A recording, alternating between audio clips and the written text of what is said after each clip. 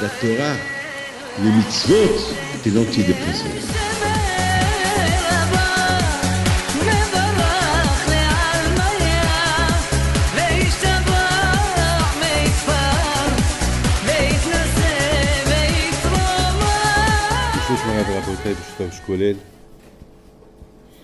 Tout à l'heure, j'étais en train de penser la différence entre aujourd'hui et avant. Vous êtes tous jeunes. Vous ne savez rien du tout ce qui se passe dans le monde. Et vous ne pouvez même pas savoir qu'est-ce qu'il y avait avant, qu'est-ce qu'il y a maintenant. Vous voyez que ce qu'il y a maintenant. Déjà, pour ce qui est maintenant, c'est très dur. Vous savez, j'étais pas sur mes usas maintenant quelque part. Et bien sûr, on avait Minha. Et là où il y avait Minha, il y avait beaucoup de statues, beaucoup de mannequins, beaucoup de zdat, beaucoup de trucs. Et j'ai dit, on ne peut pas faire Minha comme ça, c'est pas possible. Alors, quelqu'un il m'a dit, mais c'est rien tout ça. Je lui ai dit, c'est rien tout ça. Tout ça, c'est rien.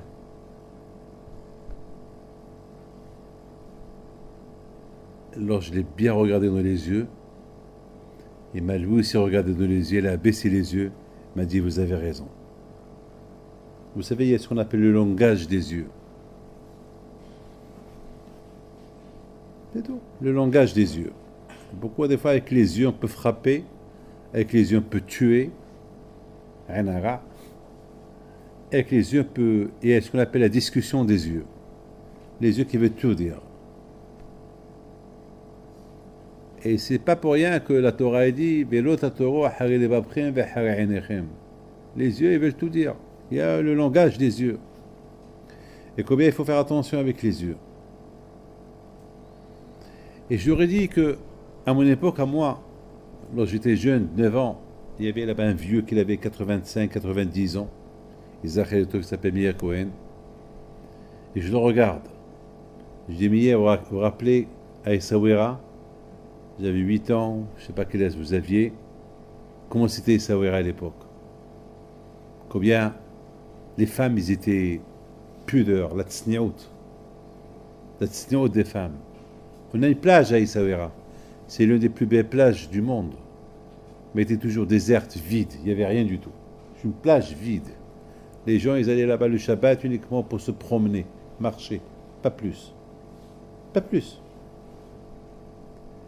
Aujourd'hui, pratiquement, on ne sent pas l'effet de... Elul, on ne le sent pas. Je ne sais pas, est-ce que vous sentez Elul? Peut-être vous sentez Elul lorsque vous faites les slihot. Lorsqu'on fait les slihot, on se rappelle d'Elul. Mais Elul, c'est quand même, c'est Elul. Ani les dodil, vidodili. Ça veut dire que c'est le seul moment que nous, on est pour Akadosh Baruch Hu. Elul. Elul. Rabbi Israël Salam, le mois d'Elul, il avait peur. Il tremblait. Il avait une mauvaise écriture. Lui qui avait une belle écriture. Le mois d'Elul, il avait peur. Aujourd'hui, le mois d'Elul, on ne le sent pas. À l'époque, le mois d'Elul, je vous donne la parole d'honneur, je le sentais. Elul, j'avais 8 ans, 6 ans, 5 ans. Je sentais le mois d'Elul. Il y avait une odeur, je ne peux pas la décrire maintenant, mais il y avait une odeur d'Elul. Comme que Pessah, il a son odeur. Chaque fête, elle a son odeur. Le mois d'Elul, il avait une odeur, il y avait quelque chose. On sentait Tisha B'Av, on sentait le mois d'Av, et on sentait le mois d'Elul. Le mois d'Elul, Sha'ari Shamayim Niftahim. Est-ce qu'on voit des sha'ari shamayim iftahim? Est-ce qu'on voit les portes du ciel s'ouvrir? C'est nos yeux qui se ferment. On s'endort. Ils disent, le prophète, c'est le mois des Loul. C'est le mois des Loul, l'homme ne se réveille pas, il va se réveiller quand? C'est pendant le mois de Elul que les sha'ari shamayim qui sont ouverts et nous on ne le sent pas, ils vont s'ouvrir quand?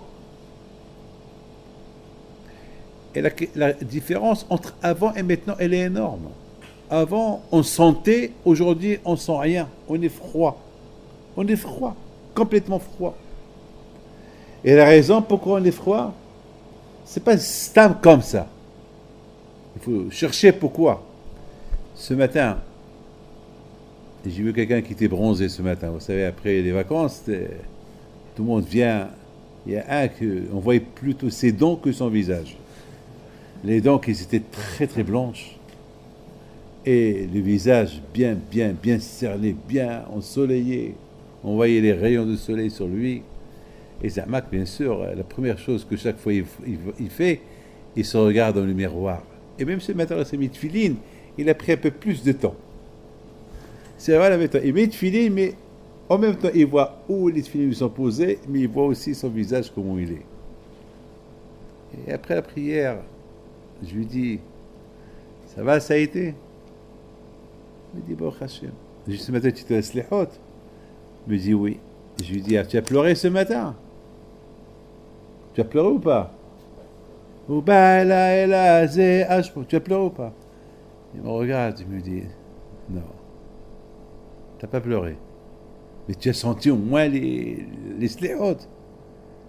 Je dis, ouais. Ouais, c'est tout. Ouais. Un ouais qui veut dire oui, non. C'est-à-dire que... Et tout cela, pourquoi? C'est parce que c'est très dur après les vacances. Après tout ce qu'on a vu pendant un mois, 2 semaines, 1 semaine, 1 jour, 1 heure avec les yeux, c'est dur de se replonger dans les slihot. C'est dur de sentir Akadosh Baruch Hu. C'est dur de sentir Ani les Dodi Vedodili. C'est dur. Ani les Dodi Vedodili, parce qu'il y a une condition. Pour que Hachem il soit Dodili, il faut qu'il y ait Ani les Dodi. Mais est-ce qu'il y a ce Ani les Dodi? Et c'est ça, tout le problème, est-ce que je suis à Akadosh Baruch Hu? Tu es à Akadosh Baruch Hu, pour Akadosh Baruch Hu, il est pour toi. Eh bien, si tu n'es pas pour Akadosh Baruch Hu, comment voulez-vous qu'Akadosh Baruch Hu soit pour toi? À Fublen, lorsque j'étais jeune, c'était des moments que jamais je peux oublier. Je peux vous dire, on sentait ce année les Dodi et les Dodili. Alors j'étais à la Yeshiva à Saint-Erland aussi. Alors, j'étais jeune, là-bas aussi on sentait. Et quand, au lieu de l'Aïsta, qu'on continue à sentir de plus en plus, l'année les Dodi et les Dodili, je commence à voir que l'Aïsta, que depuis qu'on prend de l'âge, on se sent combien on est loin de Hakadosh Baruch Hu. Ou que depuis qu'on prend de l'âge, on va sentir combien on est proche de Hakadosh Baruch Hu, ben on sent combien on est loin de Hakadosh Baruch Hu. Et tout cela, pourquoi? Parce qu'on ne fait pas attention avec les yeux.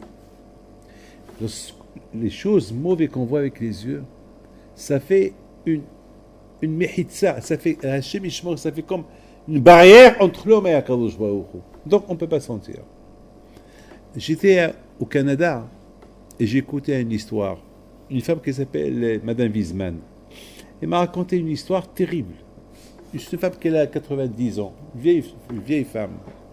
Elle me dit qu'elle a entendu de son père, M. Wiesmann. Son père était... Donc c'est une histoire qui dure une histoire qui date il y a une centaine d'années, avec mon grand-père, le père de mon père, à la vache.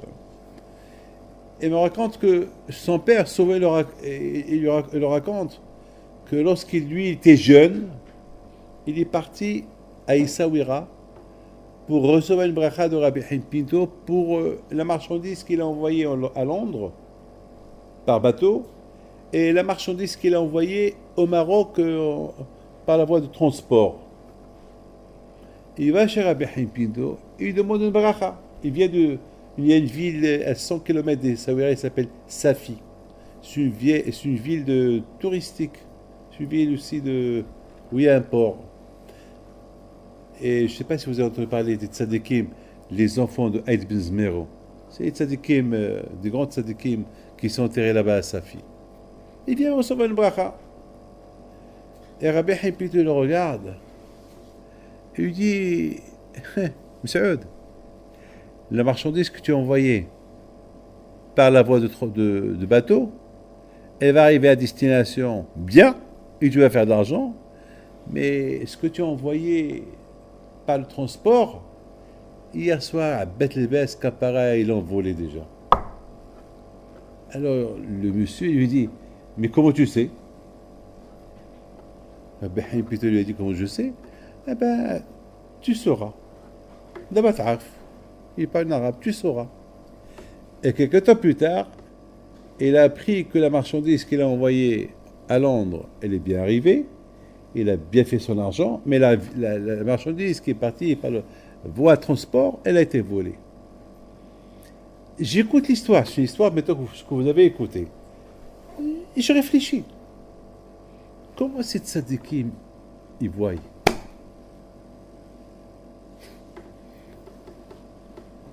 La raison est simple. Ils ont fait attention à ce qu'ils voyaient avec leurs yeux. C'est des tzadikim, c'est des gens, c'est des tzadikim. Hier soir, je parlais avec mon fils. On discutait. Il m'a dit, papa, on parlait comme ça, il me dit, papa, les tzadikim d'avant, c'était vraiment, ils sont nés tzadikim. Je lui dis, Michael, tu te trompes, ils ne sont pas nés tzadikim. Ils sont devenus tzadikim. Ça n'existe pas. Même Moshe Rabbeinu. On peut être Moshe Rabbeinu.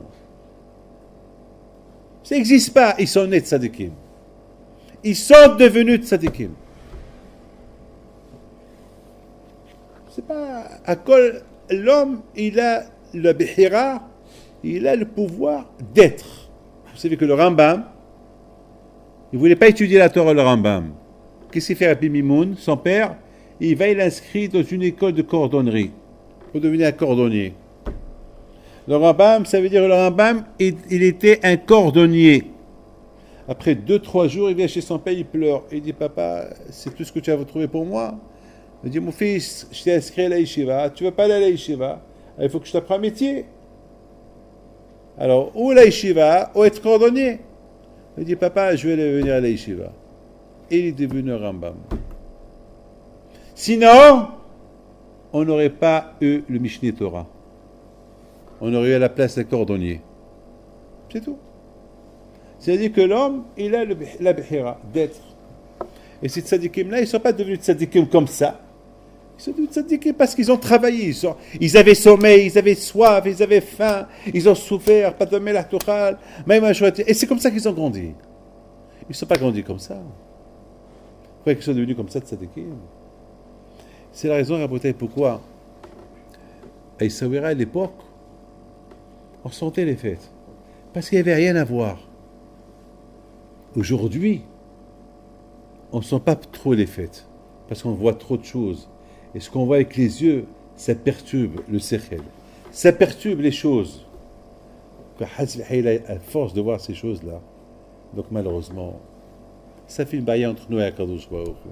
Et alors ça fait cette barrière. Donc, il faut... Hier, je ne sais pas si vous... Hier, après Minha, tout de suite, ici, je sors de là, il y a un monsieur qui m'attendait dehors. Un monsieur.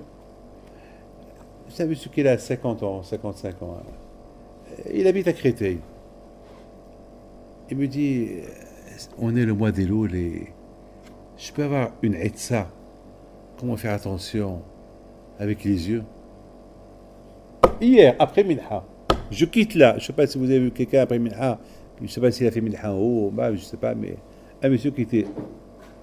Et dès qu'il a terminé, il y a une femme qui sort, mal habillée, et je prends le monsieur, on traverse la route.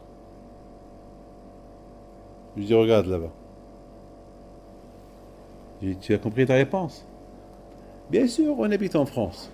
Moi, je prends les avions du matin au soir. Je vais en Argentine, je vais au Brésil, je vais partout. En hiver, vous savez, en Argentine, Si vous allez là-bas, c'est pritsout total. Ça n'existe pas dans le monde, la pritsout comme qu'il y a au Brésil et en Argentine. Ça n'existe pas. Ça n'existe pas. Ben, moi, je vous dis, ça n'existe pas. Celui qui va avoir des informations qui vont dans mon beau-fils.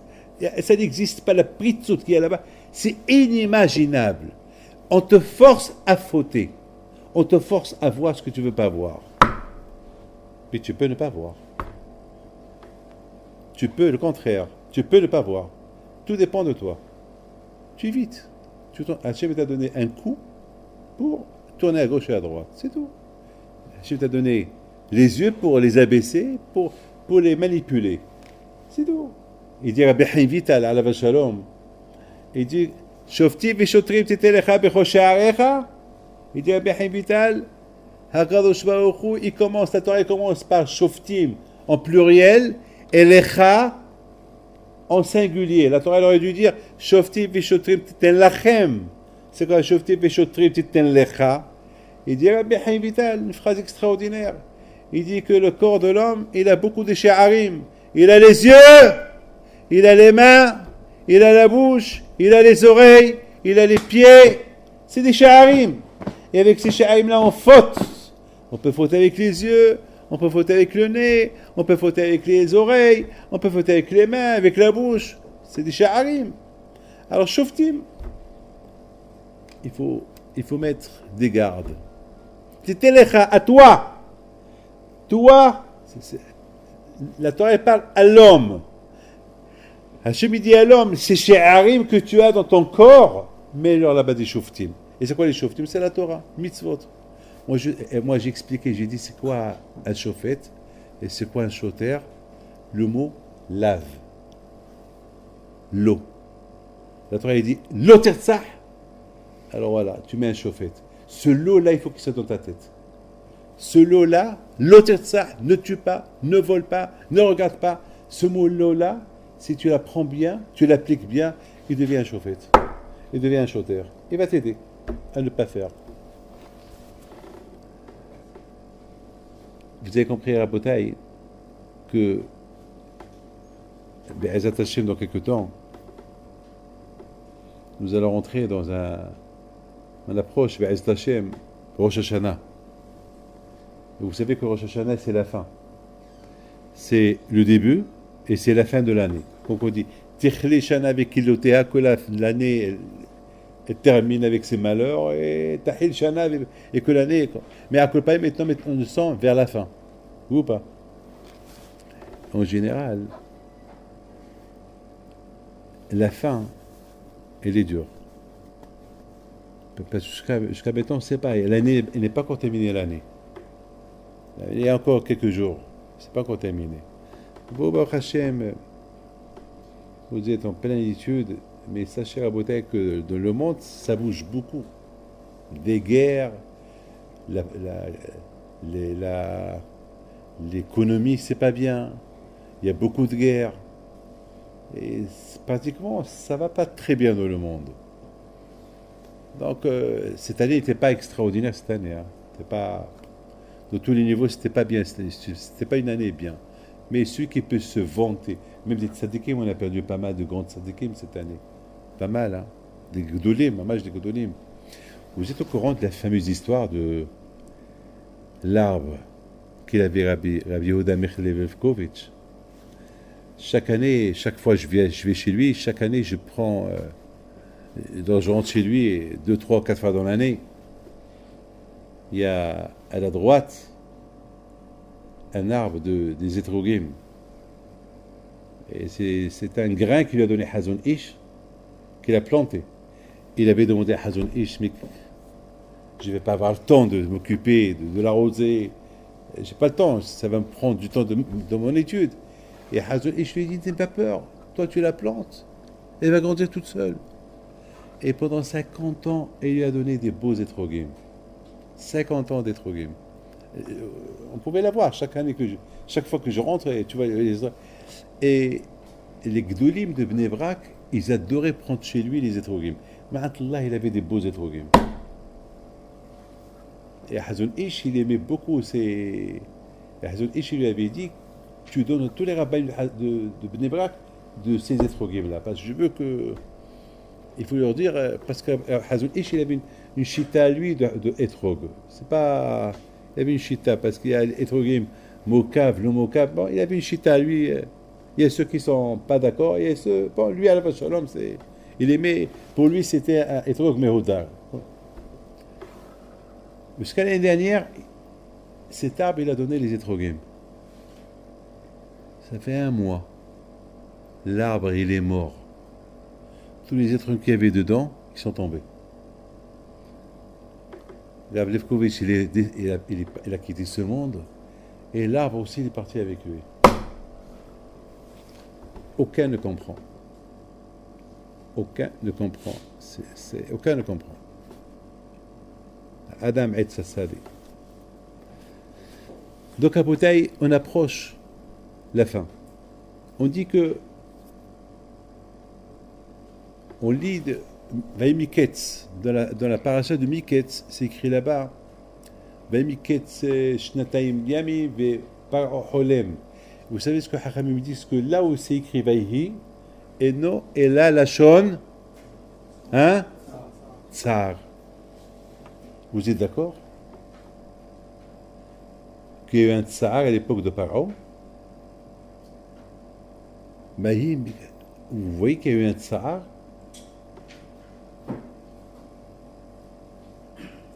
Il y a eu un tsar à l'époque de Paro avec le rêve qu'il a rêvé. Vous allez me dire, oui, il y a eu 7 ans de famine, il y a eu 7 ans de sécheresse, Vécédère. Mais quand même, dans ces 7 ans-là, il y a eu des bonnes choses quand même. Après 2 ans, après 2 ans, au Paro Holem, mais 2 ans de tsar. Moi, en Bretagne, je pense qu'il n'y a pas eu de tsar du tout. Le contraire. Après 2 ans qu'il y a eu, Paro, il a fait un rêve, et grâce à ce rêve-là, Youssef Hatzadik, il est sorti de la comment ça s'appelle, de la prison. Donc, le contraire, c'était une simha. C'est Hashim Ishmor, c'est comme quelqu'un. Hashim Ishmor, comme cette femme qui est venue chez moi ce matin. Et qu'elle avait la grave maladie, Baruch Hashem, elle a guéri, elle était heureuse. Je me rappelle, il y a quelque temps, comme elle était malheureuse, mais maintenant elle était heureuse. Est-ce qu'on va dire, c'est une femme malheureuse? Non.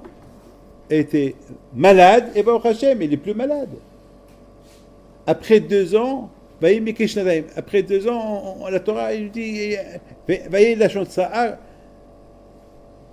Mais d'accord, il y a un tsar, mais pour Youssef, il n'y a pas de tsar, le contraire. Maintenant, Youssef est devenu un roi. Même s'il y a eu des tsars de le monde, il y avait Youssef qui a géré le monde. Il y a Youssef qui a géré le monde.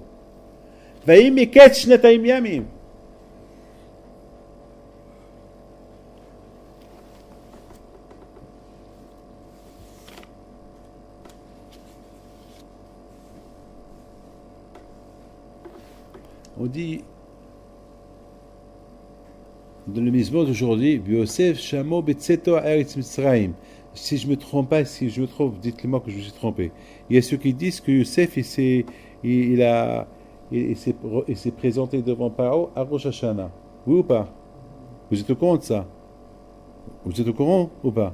C'est pour ça qu'on dit ce Mizmor-là à Rosh Hashanah. Il y a ceux qui disent que Yosef Hatzadik, c'est-à-dire que Baruch Hashem, avec toute la souffrance qu'il a souffert, à Rosh Hashanah, un Nigza Alav, qui va grandir, voilà, il a grandi. Donc, ça s'appelle ça Miketz, ça s'appelle ça Vaïhi, Tsar, non. C'est un Tsar pour Youssef. Après 2 ans, on peut lui ajouter, parce qu'il a dit au Shartani, après 2 ans, il a été libéré. Bon, Hachem a été libéré, comme cette femme-là. Est-ce que maintenant il avait le cancer? Maintenant il n'a plus de cancer, elle est en bonne santé. Est-ce qu'elle va être malheureuse? Vous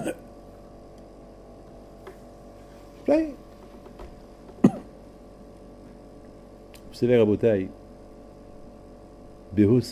Yosef, c'est le mot ajouté.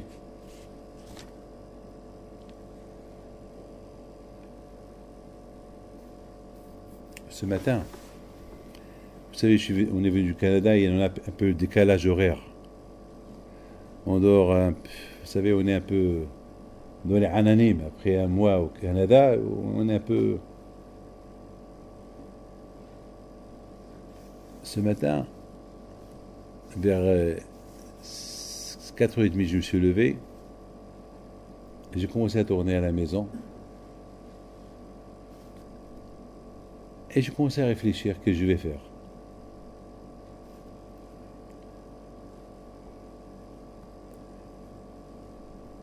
Et j'ai commencé à réfléchir. Maintenant. Les vacances, c'est Bitul Torah.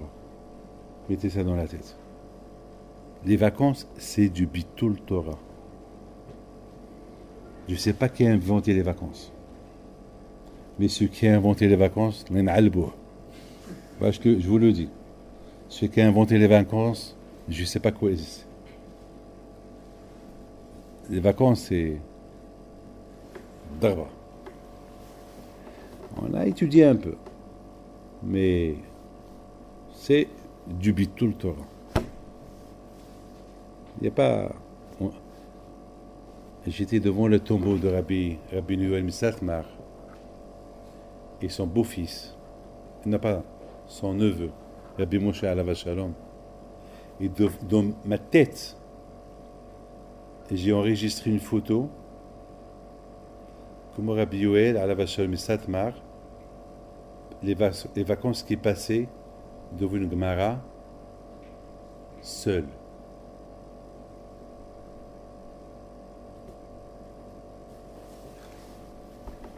Et ce matin, j'ai commencé à réfléchir, j'ai dit, bon, ce décalage horaire, on récupère un peu le Bitul Torah que tu as fait pendant tout ce temps-là que tu étais là-bas au Canada. J'avais le Rosh Kollel de Manchester.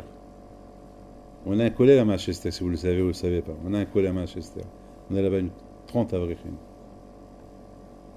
Et là-bas, de temps en temps, ils m'envoient des questions. Des sugiotes qu'ils lisent. Et je suis ce gars qui m'a envoyé à Pessah. À Pessah. Et à Pessah, j'ai trouvé déjà dur. Et de temps en temps, je l'ouvre et je la lis. Mais elle est dure. Et j'ai pas assez de livres à la maison et chaque fois je retombe sur cette question. Ce matin j'ai dit, alors qu'est-ce qui s'est passé? C'est passé que cette semaine ils m'ont encore renvoyé la question. Et dans la lettre à Hania, donc ils m'ont dit, même que c'est une question qu'on vous a posée à Pessah, mais dans la Torah il n'y a ni Pessah, c'est toujours la Torah, c'est... vous savez, c'est pas... Pessah, la Torah, elle est adaptée à tous les temps. Même que c'était à Pessah qu'on vous a envoyé. Voilà, on voulait... Hier, je l'ai vu hier sur mon bureau, ça m'a énervé. J'ai encore, cela ne veut pas me lâcher, encore cette question-là. On dirait qu'ils n'ont pas de question, il n'y a que cette question. Et cette question que je ne voulais pas lire. Et cette question qu'on m'a envoyée. Après, je vous la donne si vous voulez. Je vous la donne. C'est une stira dans Tosfot et le Roche. C'est une stira sur les brachot. Et ce matin, j'ai dit, tiens, je l'ai relu et je commençais encore à... C'est là que je commençais à récupérer un peu le sommeil. Il faut aller au lit. Il dit, David, maintenant tu t'es levé, tu vas te casser la tête et tu vas la relire. Rabotai, je donne la parole. J'ai pris la Gemara, Psahi. C'est Dafrouf Gimel Amoud Bet. C'est Ravashi, Deborah Matil Ravashi qui apporte là-bas un Tosfot du Rouchalmi. Et je commençais à répéter le Tosfot. Et je l'ai répété 101 fois comme que la Gemara a dit. La Gemara a dit, c'est ce que je dis hier à mon fils. Je dis hier à mon fils, Michael, tu veux réussir, il ne faut pas t'adapter à une seule fois, 2 fois, 3 fois, 4 fois, répète, jusqu'à que ça soit clair dans ta tête. C'est ça la Torah. La Torah, il faut la répéter. Une fois que tu répètes, c'est pas possible que tu vas pas capter la chose. C'est impossible. Moshe Rabbeinu, il n'avait rien à faire pendant 40 jours au Har Sinaï. Mais Hachem, il peut enseigner la Torah à Moshe Rabbeinu, tchic-tchac, pam, pam. Et Moshe Rabbeinu peut tout retenir. Mais dès que Moshe Rabbeinu, il a répété, il faut répéter. Et c'est ça la bouteille. Une fois que j'ai beaucoup répété à 7h moins 10, pile, j'ai compris le Tosfot, j'ai compris le Rosh, j'ai compris la Gemara. C'est-à-dire, de là, j'ai appris qu'il faut répéter la chose. Et de plus qu'on répète la chose, on comprend la chose. Je vous donne un parole d'honneur, vous ne pouvez pas savoir le sipouk, la satisfaction. Vous êtes mieux que moi, vous le savez très bien. Lorsque vous faites la halachot nida, vous faites la Gemara, vous savez très bien qu'à force de répéter la chose, vous la comprenez bien, vous êtes content après, oui ou pas? Oui ou pas? C'est normal, vous êtes content ou pas? Qui n'est pas content? Qui n'est pas content? C'est impossible, on est content, Bémet, on est heureux.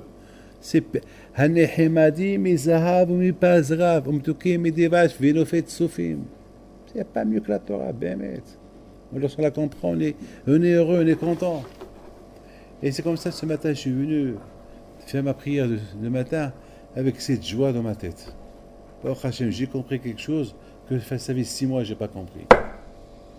Rabotai, je pense, Vaï Meket Shnataim, le Tsa'a qu'il a vu Yosef, c'est sur ces 2 ans-là. C'est vrai. Quel Tsa'a il a Yosef? Ça y est, Yosef, tu vas devenir roi. Tu vas être plus que Paro. Tu vas être super content. Ton père va venir. Tes frères vont venir. Tu es le roi. Tu es ceci. Il devait être content, Yosef. Non. Yosef Hatzadik, il n'est pas content, il est malheureux. Passer 2 ans de Shirevud. Ces 2 ans encore dans la prison. Ces 2 ans de Bitul Torah. Ces 2 ans qui ne va pas étudier. Même que la Gemara dit que Yosef Hatzadik, il n'a pas oublié la Torah. Mais quand même, il n'a pas oublié la Torah, mais quand même, c'est pas pareil. Il a pas. Imaginez-vous que Yosef Hatzadik, il n'aurait pas été en prison pendant 10 ans. Eh ben, il n'aurait pas été Yosef, il aurait été encore 2 fois plus que Yosef. Behosef, c'est pour ça qu'on dit Behosef. Ça veut dire que Yosef Hatzadik, à la Shalom, le Tsa'a qu'il avait passé, il ne pouvait pas encore étudier, encore comme c'est ça le Tsa'a, Rabotai. Rabotai, c'est ça le Tsa'a de la fin de l'année. Le bilan. Qu'est-ce qu'on a fait cette année? Vous avez compris? Bilan. Qu'est-ce qu'on a fait cette année? Ouais, la fin de l'année, il arrive. C'est pas Vaïhi. Et c'est pas une année perdue. Une année qu'on aurait pu progresser. Une année qu'on aurait pu être 2 fois plus ou 3 fois plus ce qu'on est aujourd'hui. Combien? C'est ça, Rabotai, la fin de l'année. Yosef Hatzadik alav Shalom, il a été jugé à Rosh Hashanah. Et pendant qu'il était debout, il avait un tsar. Est-ce qu'il a fallu Hava pour ces 2 ans-là? Ces 2 ans en plus. À cause de quoi? Parce que j'ai dit, rappelle-toi de moi. J'ai dit une phrase qu'il ne fallait pas dire. Et même si c'était une phrase de Ishtatlut, mais quand même 2 ans de Bitul Torah. 2 ans, c'est Vaïhi, c'est un tsa'a pour lui. C'est 2 ans. Même qu'il n'a rien oublié, mais quand même, il aurait pu encore étudier un peu plus. C'est ça, Rabotai, le tsa'a qu'il avait eu, Yosef Hatzadik. Vous savez, Rabotai, je voudrais vous dire quelque chose. Écoutez bien ça. Hein. Il y a un Rahaim Akadosh qui dit sur les bénis, ça une phrase terrible. Écoutez, je vous en prie, m'écoutez ça. מקוצר רוח ומעבודה קשה,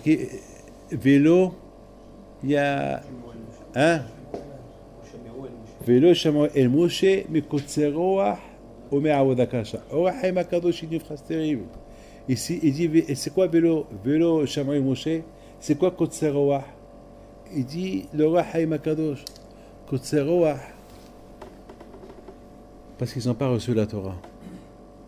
C'est quoi Kotse Ruach? Quelqu'un qui a Kotse Nishima.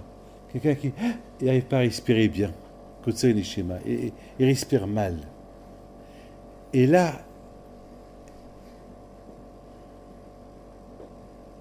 ça arrive, Rabotai, beaucoup des fois des gens aujourd'hui. On leur parle de faire des mitzvot. Comme une femme ce matin. Elle a des bails avec son mari. Je lui dis, tu respectes le mikvé. Vous savez qu'est-ce qu'il m'a fait? Hein? Je dis, hein? Eh ben, je lui dis, tant pis pour toi, pour tous ces couilles, ces juifs que ton mari te donne. Mais dis quoi? Ah, pour recevoir des insultes et des coups de ton mari, tu veux pas accepter. Ça te fait de la peine. Mais toi, ce que tu fais à Kadosh Baruch Hu, tant que juif, tu n'as pas de la peine. C'est ça, Rabotai Kotser Roah. Quelqu'un, Rabotai, qui n'étudie pas la Torah, rien. Jamais va être satisfait de sa vie. Et la semaine dernière, j'étais à Monaco. J'ai fait un aller-retour. C'était lundi dernier. L'année dernière, je suis parti de Canada à Monaco. Je fais un aller-retour le même jour. J'ai assisté à un mariage. Mais maintenant, en allant à la salle, c'est Monaco, c'est la ville la plus chère du monde. Il y a un juif qui m'a dit la semaine dernière, il y a une maison de 100 mètres, elle a été vendue à 80 millions d'euros. 100 mètres. Ils ont où jeter l'argent. Mais ce qui m'a le plus choqué, c'est lorsqu'on est parti à la salle où il y avait le mariage. Le chauffeur, il nous dit, Youssef Cohen, Zachel me dit Rabbi David, dans cette place-là, toutes les plus belles voitures du monde, vous allez les voir dans cette place-là. J'écoute. Il y avait Moshe avec moi, et je regarde. Et c'est des belles voitures. Des Mercedes décapotables, des Rolls-Royce décapotables. Olamazé, on voit Olamazé. Mais qu'est-ce que je vois? Je vois un monsieur, il arrête sa voiture, une Rolls-Royce blanche décapotable, il sort, et il va vers une autre voiture qu'il y avait là-bas, beaucoup de Chinois et des Japonais qui prenaient des photos à cette voiture. Et j'ai dit à Joseph Cohen, c'est quoi cette voiture-là? J'ai jamais vu une voiture. Il m'a dit, celle-là, elle coûte presque 1 million d'euros. 1 million d'euros, ouais. Et je vois le monsieur qui sort et prend la photo. Mais il se retourne vers sa femme et lui fait comme ça, avec un geste. Ça veut dire, et lui, il a une très belle voiture, mais il voit qu'il y a une voiture qui est mieux que la sienne. Je voyais qu'il avait un tsar sur son visage. Ça veut dire que il a un tsar. Pourquoi j'ai pas une voix? Ça est dans ma tête. Je me suis dit, bon, au moins, il ne peut pas l'avoir, mais il va l'avoir dans sa photo. Voilà, il a une photo. La photo là. Ça veut dire que il a un, il veut deux. Il a deux, il veut trois. Jamais de la gashmiot, ils sont satisfaits. Jamais. Jamais. C'est un moussa terrible que j'ai appris. J'ai appris un moussa terrible. Et c'est ça, Rabotai. Est-ce que nous, maintenant, c'est la fin? Miketz, c'est la fin de l'année. Il faut qu'on fasse un Hishbon Nefesh. Comment elle a été cette année? Vous savez que j'ai vu dans un livre qui dit, il ne faut pas croire qu'on est jugé par l'année. On n'est pas jugé par le mois, par la semaine, par le jour, on est jugé par les secondes. Ça fait peur, hein, monsieur? Vous n'avez pas peur? Les secondes. Chaque seconde. Qu'est-ce que tu as fait dans cette seconde-là? C'est ça le jugement. Ça fait peur. C'est Yom Hadin. Ça fait peur. Et c'est ça. Vahimiketz, vers la fin. Ça va, je veux dire, Baruch Hashem, voilà, j'ai passé une année, je suis marié, j'ai mes tefilines, j'ai étudié la Torah, papa. Mais attends, mais si tu calcules tout le temps de l'année, où il est parti? C'est ça, Vahimiketz, c'est vrai, Baruch Hashem, tu as Ben Torah, tu as étudié, Baruch Hashem, tu es avec tes enfants, Oudou Hashem Kitov, très bien. Tu as découvert la Torah, tu fais la bismana, etc. Mais attends, mais réfléchis un peu. Mais est-ce que tout le temps, où il a été? Où il a été tout le temps? On n'est pas Yosef. Yosef a tzaddik. Même qu'il était en prison, il était un nous. Il n'était pas le pauvre. Il n'avait pas le choix. On l'a mis en prison. Et malgré tout, c'était un tsar pour lui. Un grand tsar. Kotzeroah. Les Am Israël en Égypte, ils avaient Kotzeroah parce qu'ils n'ont pas reçu la Torah. Donc ils ne pouvaient pas supporter toutes les souffrances. Parce que un homme qui étudie la Torah, même si toutes les souffrances qui arrivent sur lui, il peut les supporter. Il peut. Comme quelqu'un au Canada qui a perdu le pauvre sa fille. Et je l'ai vu, j'étais choqué. J'ai vu, il était là il me dit, bon, Hachem, c'est Hachem qui a voulu. C'est quelqu'un qui fait son dafayomi, quelqu'un. Bon, Hachem, la Torah, elle aide la personne à supporter son malheur. Mais quelqu'un sans Torah, il ne peut pas supporter le malheur.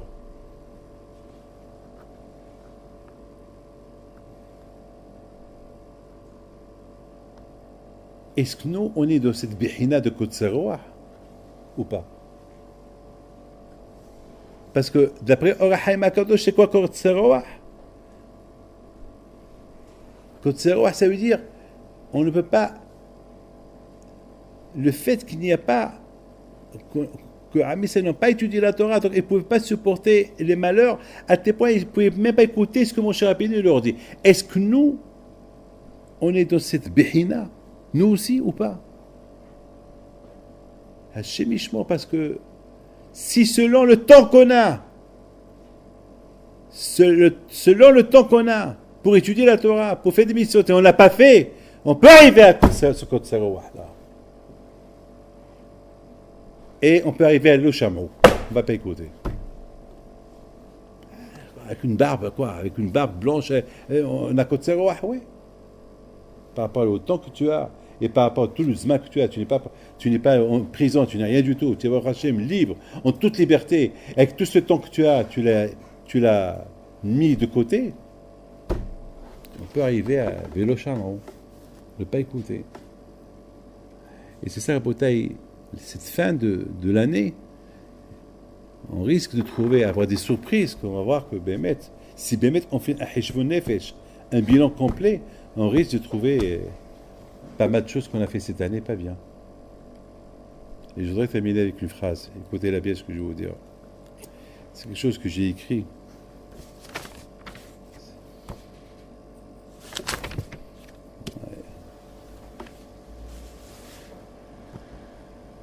Mais je veux que chacun il écoute ça.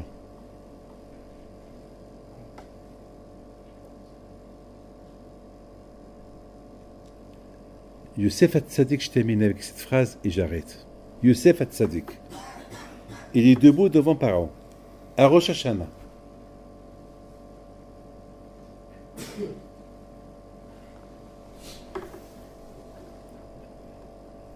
Et Yosef Hatzadik, il entend le rêve de Pharaon. Et à la fin, qu'est-ce qu'il dit à Pharaon? Biladi Hashem. C'est vrai. Tu as entendu que je suis un homme hacham, tu es un homme intelligent. Mais sache, Biladi, sache, tout ce que je peux te dire, si Hasvi Halila, Hakadosh Baruch Hu n'est pas d'accord, je peux rien te dire. Ne crois pas que c'est moi, Yosef, il n'y a que Hakadosh Baruch Hu. Rabotai, Bémet, j'étais en train de penser, j'ai dit que c'est pas possible, Yosef Hatzadik, ou que maintenant il va se donner des éloges pour. Il parle de quelqu'un que par un ne croit pas, il parle d'Hachem, par un ne connaît pas Hachem, il parle de. Par un peut dire, hey, tu es un croyant, allez, va-t'en, moi allez, par moi je suis Hartoum, moi je suis un sorcier, je suis entouré des. J'ai des sorciers autour de moi, et toi tu me parles de Hakadosh Baruch Hu, moi je ne connais pas Hakadosh Baruch Hu. Yosef Hatzadik Alav Shalom, il a bien mesuré ses paroles. Il a dit, je m'en fous, je risque ma vie. Si je dois rester en prison, je reste en prison. Regardez la beauté de la Torah de Yosef Hatzadik. D'un côté, à cause de sa parole qu'il a dit, je vous en prie, rappelez-vous de moi, on lui a ajouté 2 ans, et à cause de ces 2 ans-là, il a souffert le bitul Torah de ces 2 ans. Et maintenant, au lieu maintenant de trouver un peu maintenant qu'il est presque dehors, il peut donner une réponse à Paro. Il dit à Paro quelque chose qui peut l'énerver à cette époque. Il ne croyait pas en Akadosh Baruch Hu, lui, il parle de Akadosh Baruch Hu, il dit allez, jetez-moi celui-là. Et chimiquement, en le jetant encore à la prison, il va encore faire là-bas du Bitul Torah. Mais Youssef Hatzadik, il a compris. Aujourd'hui, c'est Rosh Hashanah. Rosh Hashanah, c'est le jour du jugement. Behosef, Samo, Betseto, Behosef. Il y a un He qui a été ajouté. C'est plus Youssef, Behosef. Le Kiddush Hashem qu'il a fait Youssef Hatzadik. En risquant sa vie encore une fois, comment il parle à Paro. Il s'en fout comment il va parler à parole. Et quand maintenant, il faut, le Emet, c'est le Emet. Mais ce n'est pas un lien maintenant de Ishtadlut, mais c'est un lien de Hilul Hashem. Je ne peux pas, celui qui croit que moi je suis mieux qu'Akadosh Baruch Hu. Non! C'est ça Rosh Hashanah. Rosh Hashanah, c'est savoir se mettre de côté. Mettre Akadosh Baruch Hu en priorité. Est-ce que vous les fanay malchuyot? Melech.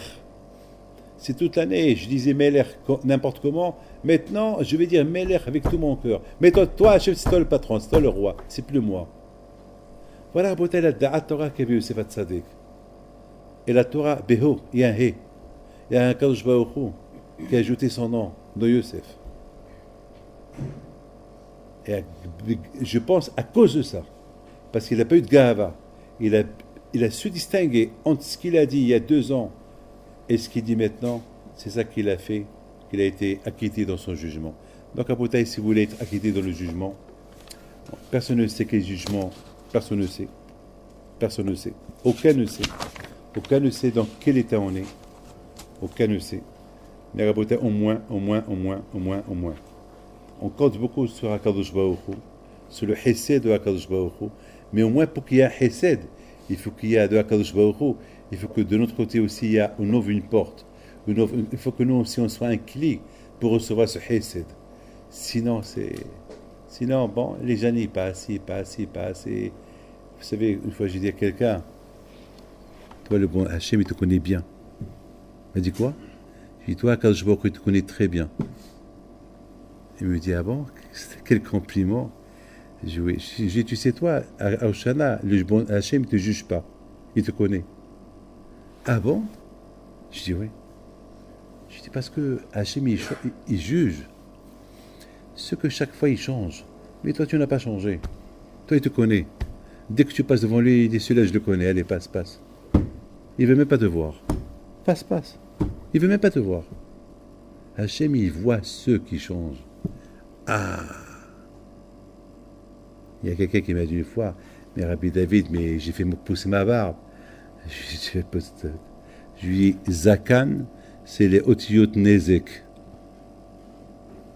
Nezek, vous savez c'est quoi Nezek?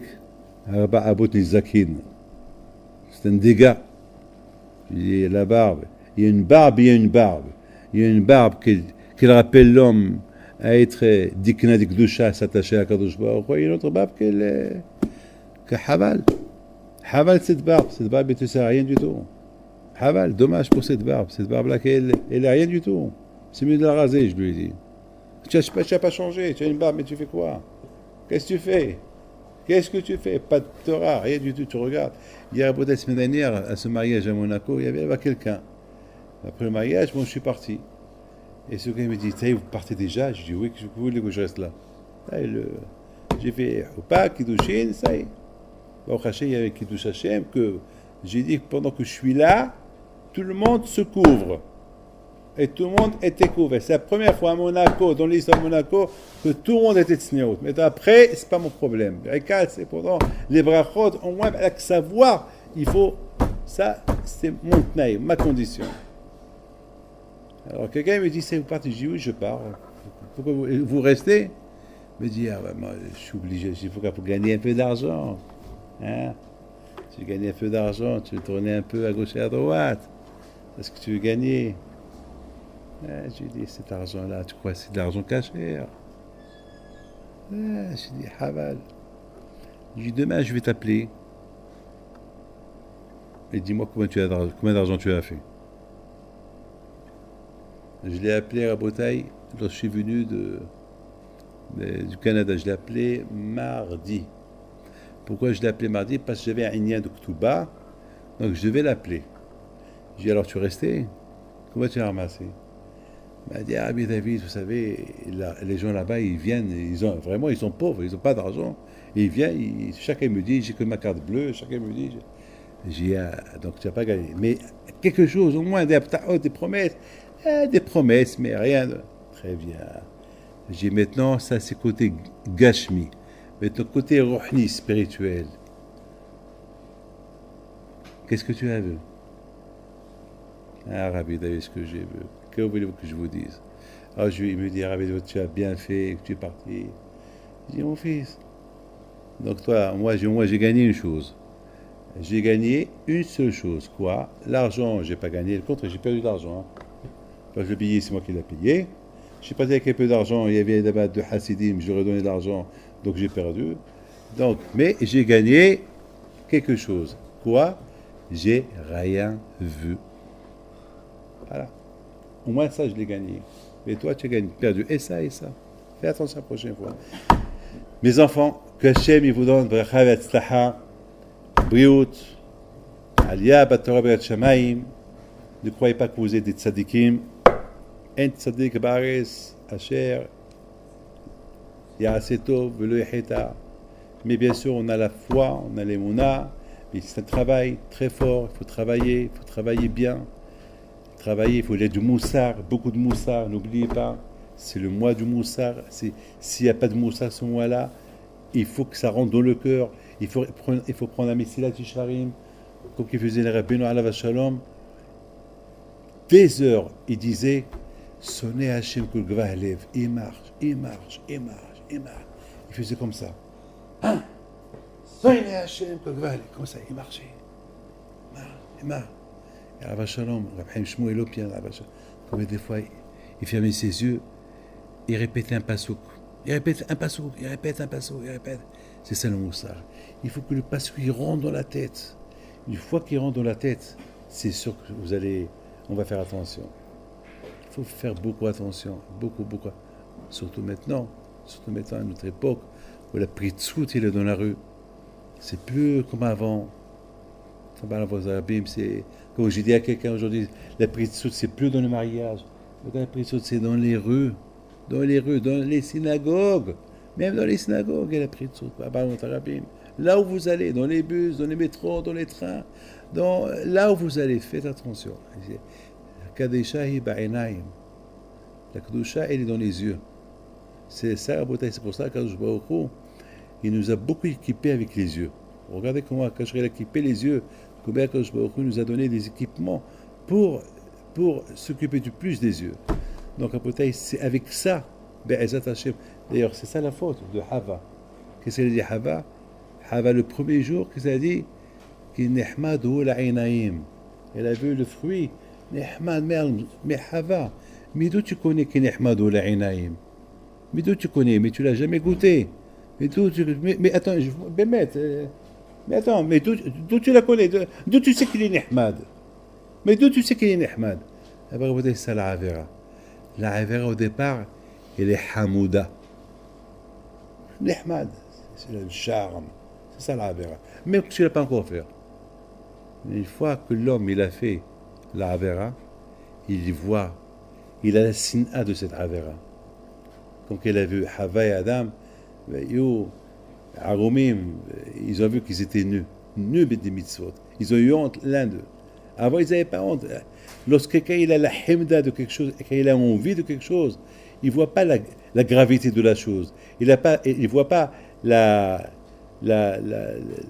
malheur de la chose. Il dit, ah, hemda, c'est beau, c'est très beau. Une fois qu'il a fait, c'est la raison à vous il faut faire attention. Voilà, je vous donne votre